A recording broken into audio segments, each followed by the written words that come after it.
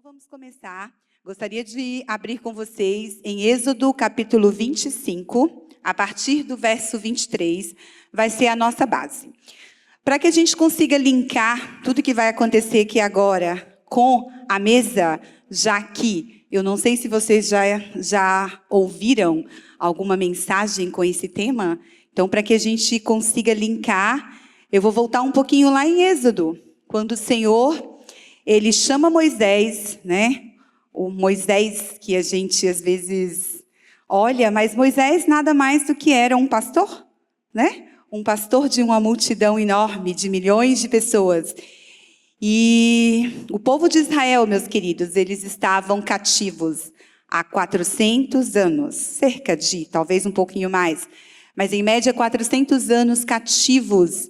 E um dia Deus chama Moisés para libertar aquele povo das mãos de Faraó. Desde pequenos, né? Mesmo que você tenha sido católico ou de outra religião, quase todos conhecem essa história. E aí o Senhor levanta Moisés, com o braço forte dele, para tirar o povo das mãos de Israel. E aí, meus queridos, o povo começa a andar, né? Peregrinar, a peregrinação do povo no deserto, que a gente já conhece também bem essa história. E aí o Senhor, ele começa a dar instruções para Moisés, para que Moisés construísse o tabernáculo. E aí quando a gente pensa no tabernáculo, talvez a gente pense em algo fixo, mas como seria fixo se o povo estava em peregrinação? Se o povo estava em peregrinação, à medida que eles caminhavam, tudo que tinha ali, eles deveriam retirar e levar juntamente com eles. Então, o tabernáculo nada mais era do que uma tenda móvel, que quando Deus aparecia em forma de coluna de fogo, em forma de nuvem de glória sobre aquele povo, e parava, o povo parava. E aí quando eles paravam no deserto, eles montavam aquele tabernáculo. E Deus dá as ordens para Moisés, e Deus dá as medidas, e Deus dá o material, e Deus fala exatamente com Moisés: olha, Moisés, eu quero que você faça assim, as medidas devem ser essa, e o material a ser usado deve ser esse. E aí o Senhor diz para Moisés: olha, Moisés, esse tabernáculo deve ser dividido em 3 partes. A parte externa vai ser justamente a área externa. E eu vou ter um lugar chamado Santo, e eu vou ter um lugar chamado o Santo dos Santos. Tá, Lu, mas você quer pregar sobre isso? Calma. E aí, gente, o Senhor dá as ordens a Moisés para construir a Arca da Aliança. E a Arca da Aliança, todos nós sabemos que representava nada mais, nada menos do que a glória de Deus. Amém? A glória do Senhor estava ali. A Arca da Aliança deveria ficar lá no Santo dos Santos. Era um local onde o povo não entrava. O povo não tinha acesso àquele local. Somente o sumo sacerdote, quantas vezes ao ano? Uma vez ao ano. Mas aí a gente tinha o local, o meio, o lugar chamado o Santo. E aí Deus disse assim: olha, Moisés, agora que você já construiu a Arca da Aliança, eu quero que você construa uma mesa. E engraçado, irmãos, que o Senhor dá as medidas, o Senhor dá o modelo, e o Senhor faz uma coisa muito impressionante. Ele convida Moisés, ele instrui Moisés a construir a mesa com o mesmo material da Arca da Aliança. Uma madeira chamada madeira de acácia. E aí Moisés faz. E aí vamos lá para Êxodo 23,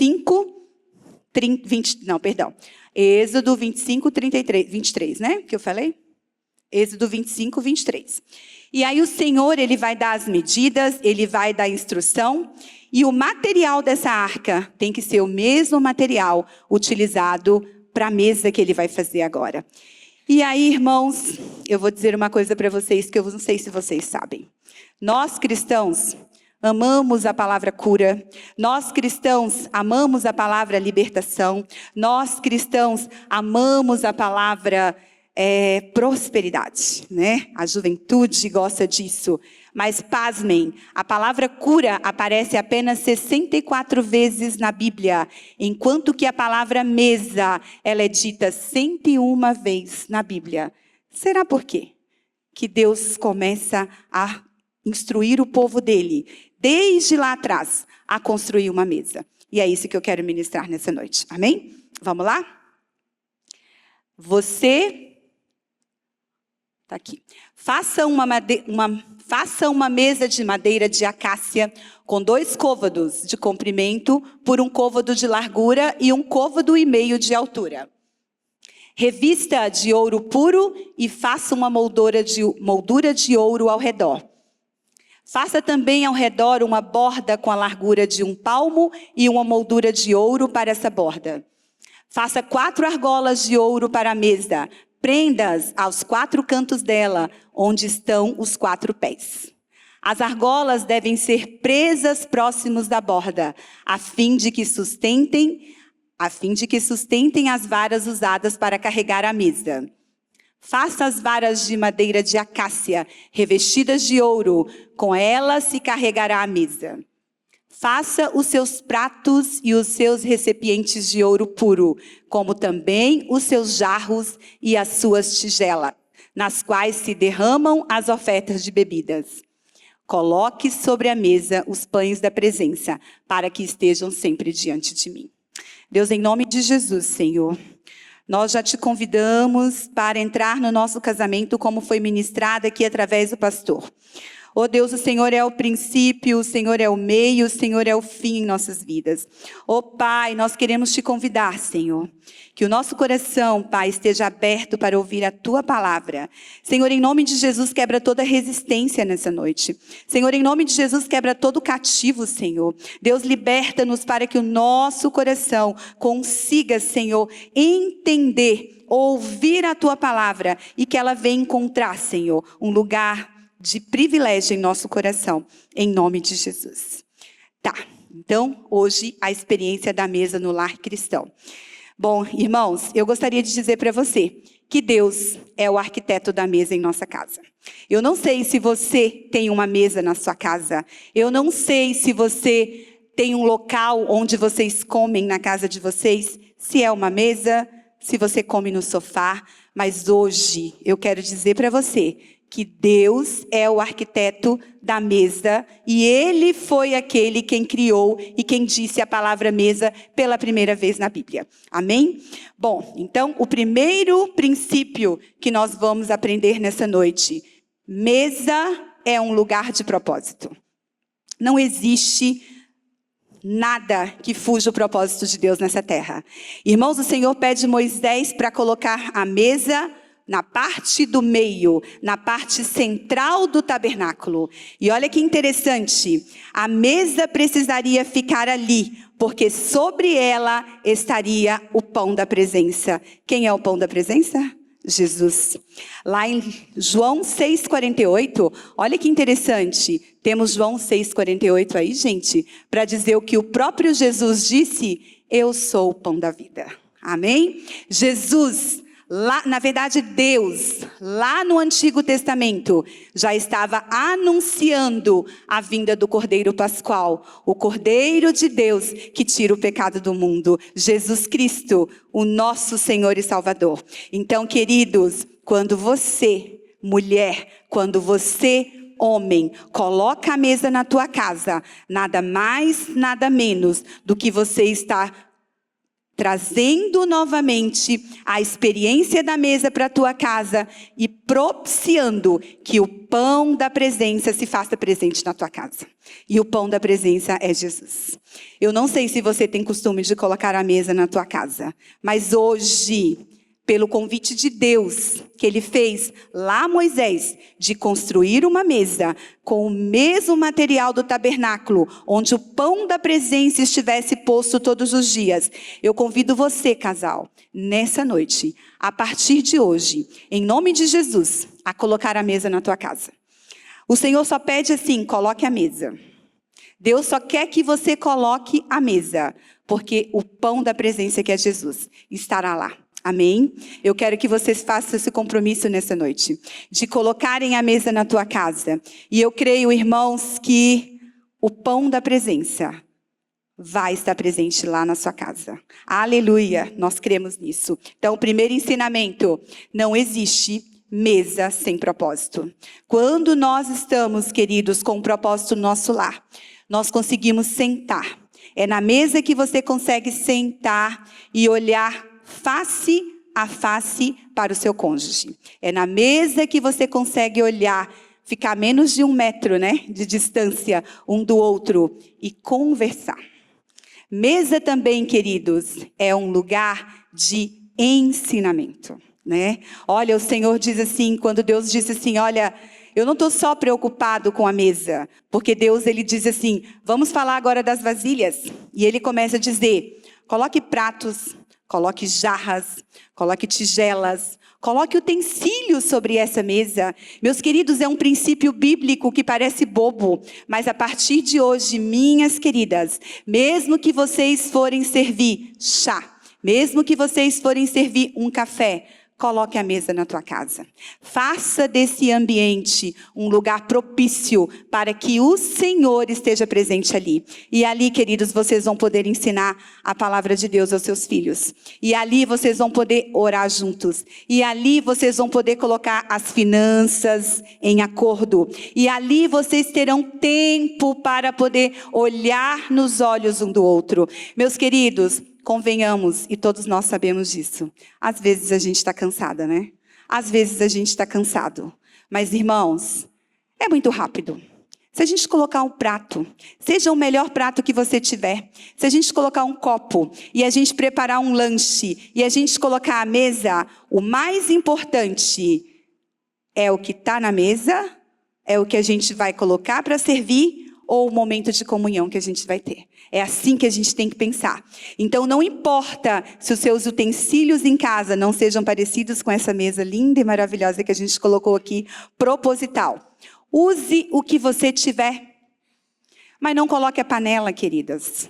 Não coloque a panela. Faça a mesa da tua casa um local atrativo para que os teus filhos tenham o privilégio e o desejo de estarem à mesa.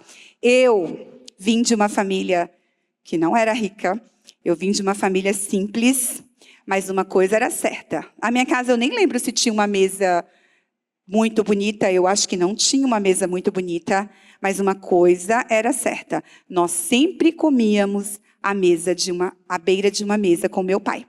E meu pai, um homem cheio de Deus, graças a Deus ainda é um homem vivo, cheio do Senhor, sempre nos ensinava a palavra à beira da mesa. Nós somos 7 irmãos. Todos conseguiram estudar, se formar, todos conseguiram um lugar, né, longe dos pais, todos são servos do Senhor. Porque um dia, um homem simples resolveu colocar os seus filhos à beira da mesa. E eu convido você, casal, pare com isso. Não coloque tela na mesa. Não coloque tela, não aceite mais vocês jantarem à frente da TV. E isso a gente tem corrigido na nossa própria casa. Por quê? Porque às vezes, gente, o cansaço. A gente só quer sentar no sofá. A gente só quer ligar o Netflix e ver uma série, ver um filme. Mas, queridos, esse não é o propósito de Deus. Amém? Então, o primeiro propósito eu gostaria que você levasse hoje. Mesa é um lugar de propósito. Repita comigo. Mesa é um lugar de propósito. Aleluia. Louvado seja o nome do Senhor. Bom, queridos, e aí a gente vê hoje tantos adolescentes e jovens perdidos. Eu não sei vocês, mas eu tenho o privilégio de trabalhar com muito jovem. E o que eu percebo é que grande parte deles realmente estão perdidos. E eu converso com meus pacientes assim até 21 anos e eu fico assim chocada, porque na idade deles eu já praticamente sabia tudo que eu queria. Que eu queria ser, que eu queria fazer, eu queria ir para São Paulo, eu queria estudar, eu queria casar, eu já sabia. E eles não sabem. Mas, pasmem mais ainda, pesquisas científicas das universidades mais gabaritadas dos Estados Unidos já diz que o diferencial de um homem não se faz lá dentro da faculdade. O diferencial de um homem se faz sentado à beira de uma mesa com sua família. É isso que vai fazer a diferença na tua casa. Quando ele for para a faculdade, quando ele se tornar um doutor, quando ele se tornar um profissional gabaritado, ele apenas vai levar a bagagem que ele trouxe de dentro da casa dele. Não importa se tu é um homem simples, não importa se tu é uma mulher simples. Importa é que você esteja cheio do pão da presença. Amém? Que as palavras que saírem da tua boca na tua mesa sejam palavras de autoridade para mudar o destino da tua casa. Amém? E é isso que eu ministro sobre a vida de vocês. Mulheres, levante as suas mãos agora. Eu profetizo em nome de Jesus que nós teremos nesse lugar mulheres cheias de sabedoria do Senhor. Mulheres que vão colocar à mesa a sua casa. Mulheres que não terão preguiça de carregar o pão da presença para a sua casa. E serão cheias do Espírito Santo todos os dias, em nome de Jesus. Amém? Bom, mesa também, além de ser um lugar de propósito, além de ser um lugar de ensinamento, é um lugar de sabedoria. Vamos abrir lá em Provérbios 9:1, por favor?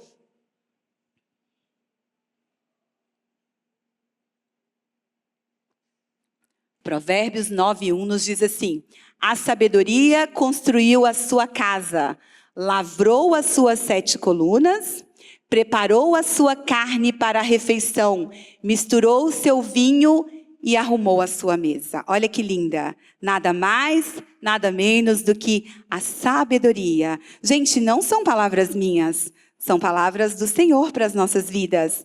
Mulher, coloque para mim, por favor, Provérbios 14:1.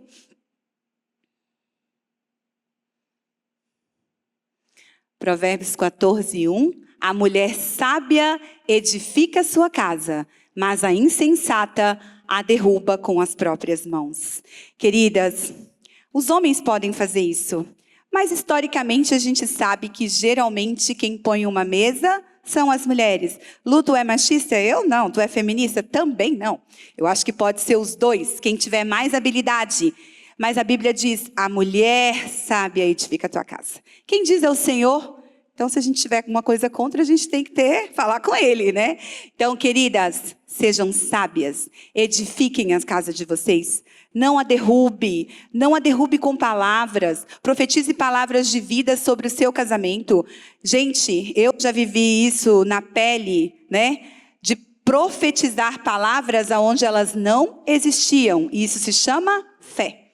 A fé é o firme fundamento das coisas que se esperam e a certeza das coisas que não se veem. Então, quando você não vê, você deseja, mas você não vê. Você almeja, você espera, mas você não está vendo nada. Isso se chama fé. Sem fé é impossível agradar a Deus. Então, o Senhor pode mudar todo o âmbito da tua casa. Talvez você diga assim, Lu, é muito bonito tu falar tudo isso, mas vai lá em casa para você saber como que é. Meu marido é um grosso, meu marido não sabe conversar comigo, ou vice-versa, né, gente? Não é só o homem. Minha esposa é assim, minha esposa é assado. Gente, não importa o que está acontecendo hoje. Pelos olhos da fé, eu vejo nessa igreja famílias estruturadas. Pelos olhos da fé, eu vejo nessa igreja famílias cheias do poder de Deus. Pelos olhos da fé, eu vejo nessa família, nessa igreja, famílias fortes. Quando as famílias são fortes, a igreja é uma igreja forte. E é assim, nós começamos tudo quando nós sentamos à mesa e convidamos o pão da presença para se fazer presente em nossa casa, para se fazer presente em nossas vidas, para se fazer presente naquelas situações mais difíceis que só você e o seu cônjuge sabem. Aqueles que são pais, para que o pão da presença nunca saia à frente dos seus filhos, para que eles carreguem isso para a vida deles por onde eles forem. Amém? Olha, gente, o pão da presença, ele transforma as nossas vidas. Jesus, além de ser o pão da presença, ele disse na sua palavra que ele era a luz do mundo. Então, uma mesa, ela pode ter alguns objetos. E um dos seus objetos pode ser uma vela, pode ser uma lâmpada. Então o Senhor diz, lâmpada para os meus pés é a tua palavra e luz para os meus caminhos. Que a mesa da tua casa, junto ao pão da presença, nunca falte a luz do mundo, nunca falte iluminação, nunca falte o amor de Deus sobre a casa de vocês. Que sobre vocês esteja a sabedoria do Senhor todos os dias. Amém? E mais, queridos, quando a gente fala dos adolescentes e jovens que estão perdidos, muitas vezes é porque eu falo isso por mim mesmo, tá? Quando eu fui ler esse livro que eu vou apresentar para vocês, que eu acho que todos nós deveríamos ler, eu fiquei muito impactada, porque ele fala justamente sobre a quantidade de jovens e de uma geração inteira. Claro, né, nós temos os nossos parênteses assim, mas que estão caminhando à luz de um caminho que eles não sabem sequer onde vão chegar. E simplesmente porque os adolescentes e os jovens estão sem referência paterna e materna. Quantos jovens e quantos adolescentes não têm referência na própria casa? Ah, mas às vezes ele não tem pai, às vezes ele tem um pai. Às vezes ele não tem mãe, pode ter uma mãe. Mas muitas vezes, se nós não nos posicionarmos dentro de casa como pais e mães, cheios do Senhor, cheios da sabedoria de Deus, os filhos poderão crescer sem referência. E aí, meus queridos, eu quero convidar vocês, pais, que o Senhor colocou o privilégio na mão de vocês e uma grande responsabilidade. Porque um dia todos nós estaremos diante de Deus. E nós teremos que dar conta da nossa casa. Eu sempre falo isso lá em casa com o Ju. Ju, é muito sério. Tudo que Deus colocar às nossas mãos, um dia, Ele vai requerer. Né? E naquele grande dia, o Senhor vai nos convidar a prestar contas da nossa casa, dos nossos filhos, daquilo que Ele colocou nas nossas mãos. Então, hoje, eu convido você, pai e mãe, sejam referência na casa de vocês. Gente, cuidar de família e ter família dá trabalho. Claro que dá trabalho. Quem tem criança pequena aqui dá trabalho? Oh, olha os dois ali, olha a cara deles. Olha a carinha deles de cansadinhos. Filhos adolescentes dão trabalho? Dão trabalho, gente. Filhos jovens dão trabalho? Às vezes dão mais trabalho do que crianças, não é verdade? Então, gente, aí os filhos casam. Aí os filhos casam e têm filhos, às vezes dão mais trabalho ainda. Então, eu quero dizer para você não desanime. O grande problema é que a gente acha que só a nossa casa tem. Gente, se vocês sentarem e conversarem, os problemas só mudam de endereço. Mas eles existem. Mas é um desafio que, se fosse impossível, Deus não nos daria. Então, eu convido vocês, pais, sejam referência, mesmo que isso exija de você. Mesmo que isso exija de você oração, exija de você propósito, exija de você tempo com seus filhos. Talvez você poderia estar dormindo, correndo, fazendo tantas outras coisas, mas você vai ter que estar sentado à mesa, junto com seus filhos, sentado à mesa, junto como casal, para poder crescerem na palavra, crescerem no ensinamento, crescerem como famílias diante do Senhor. Então, não usem como desculpas, meus queridos. A sabedoria já lavrou, ela já fez tudo. Ela colocou, ela cozeu, ela preparou e ela colocou a mesa. A sabedoria está aí. O pão da presença também está. Agora, basta que nós, filhos e filhas de Deus, nos estejamos dispostos a pagar um preço. Uma família bonita, ela não vem sem preço a ser pago. Eu lembro que nossa família se converteu numa igreja que se chama Presbiteriana, lá em Belo Horizonte. E lá a gente tinha muitos eventos na igreja. E aí a gente chegava do culto lá em casa, ainda tínhamos que sentar à mesa para estudarmos as lições, por exemplo, do domingo pela manhã. Então, isso foram dias e dias que os meus pais fizeram com a gente. Mas hoje, eles colhem o fruto. Ao invés deles terem trabalho com a gente, sabe o que os meus pais fazem hoje? Aos 74 anos, viajam o Brasil inteiro. Vai na casa de um filho, fica um mês, vai na casa do outro, cansam, voltam. Mas um dia, eu lembro, muitas vezes, da minha mãe dormindo 2 horas da manhã, porque estava preparando uma mesa para o dia seguinte.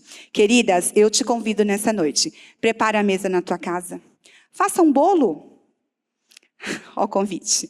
Cozinhe. Faça alguma coisa. Lu, eu não sei cozinhar. compre pronto, mas leva para dentro da casa e prepare a tua mesa. E coloque a partir de hoje o teu marido sentado junto a você.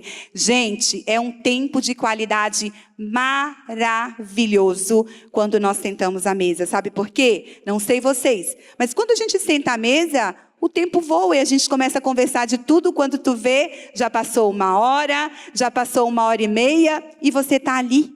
E é maravilhoso. Quando você, não sei vocês, mas eu gostaria de ensinar outro princípio aqui. O princípio de mais um prato à mesa.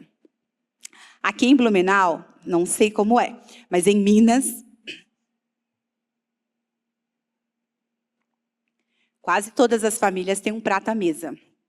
Porque é muito comum as pessoas chegarem sem avisar. Eu sei que isso hoje em dia é indelicado, mas em Minas é assim. As pessoas chegam, oi Lu, tudo bem? Opa, tudo bem, certo? Entra, senta, come. É assim. Então eu te convido, meus queridos, além de fazer isso, olhe sempre na igreja, olhe alguém, coloque um prato a mais na tua casa. Maria, tu vai casar? Leve esse princípio para a tua casa. Agora não, tá linda, depois.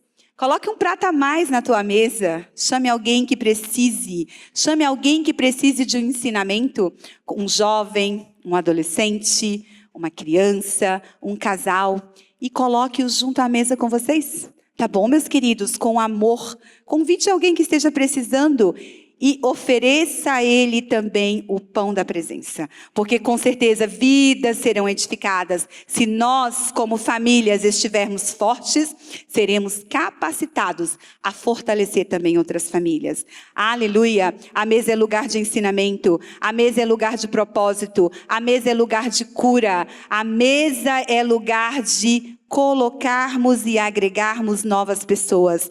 Sabia que existe lá na palavra do Senhor, ele era jovem, né? Mas um homem chamado Mefibosete. E ele veio da linhagem de Saul. E simplesmente, resumindo a história dele, depois que a família de Saul foi exterminada, o que aconteceu?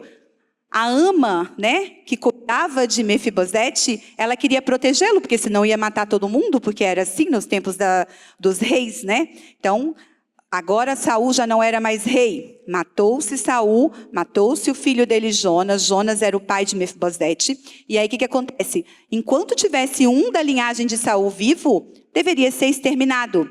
Ela correu, pegou Mefibosete no colo e a fim de protegê-lo, quando ela estava fugindo com ele, eles caíram e ele ficou aleijado. E aí agora, aquele jovem da família real estava num lugar que se chamava Lodebar. Lodebar era o lugar do não. Em hebraico era não. Ou seja, Mefibosete, eu sei que no teu sangue aí, nas tuas veias, nas tuas artérias, corre um sangue real, mas hoje você está destituído da mesa real. Hoje, Mefibosete, você não tem mais acesso.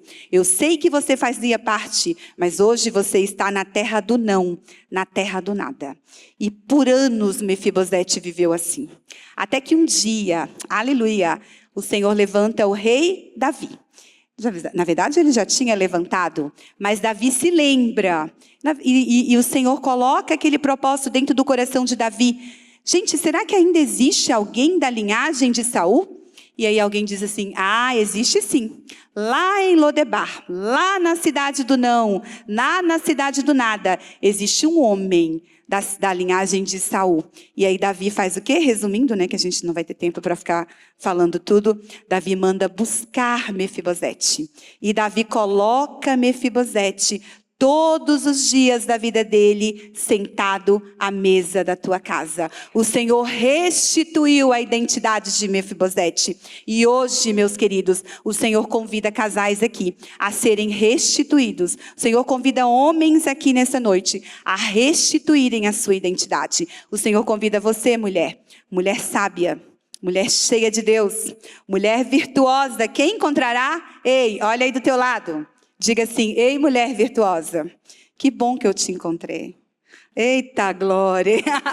Eita mulher virtuosa, que bom que eu te achei, que bom que eu te encontrei. Então, queridos, o Senhor chama casamentos inteiros nessa noite para que as nossas identidades sejam restauradas. E é isso, queridos. É essa palavra que o Senhor colocou no meu coração. Eu gostaria que vocês, queridas, a partir de hoje, se vocês forem tomar um chá, eu gostaria que vocês colocassem a melhor xícara que vocês estiverem em casa. Esqueça o princípio que nós temos no nosso coração arraigado, que nós devemos servir melhor os de fora. Verdade ou mentira?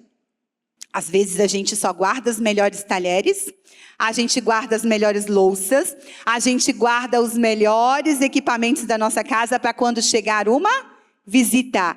Não está correto. É claro, né, gente? Quando chegar a visita, pode colocar uma coisa bonitinha. Mas sirva os de casa. Sirva ao teu esposo. Sirva a tua mulher. Sirva aos teus filhos, sentados à mesa, com o melhor que você tiver em casa hoje. Eu creio que todo mundo tem alguma coisa. Tem alguém aqui na igreja que não tem prato? Se não tiver, nós vamos preparar hoje para você levar para casa. É só falar com a gente. Porque a gente tem ali atrás. E a gente compra e repõe. Tem alguém que não tem talher? Tem alguém que não tem copo? Tem alguém que não tem... O que mais faltou? Xícara? Pois é. Então, a partir de amanhã, eu convoco todos os casais que estiverem aqui nessa noite. Acordem mais cedo. Façam o café. Coloquem a mesa e convidem, porque o pão da presença estará diante de vocês. Amém? Vamos ficar de pé?